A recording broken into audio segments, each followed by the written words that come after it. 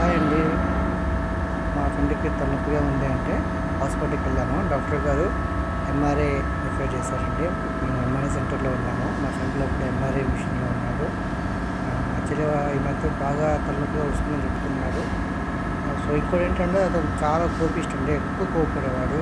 చిన్న విషయానికి ఎక్కువ రియాక్ట్ అయ్యేవాడు.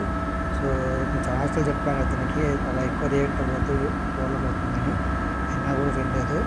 ఇప్పుడు అతనికి బ్రెయిన్‌లో చిన్న క్లాటింగ్ ఉందని చెప్పారు డాక్టరు.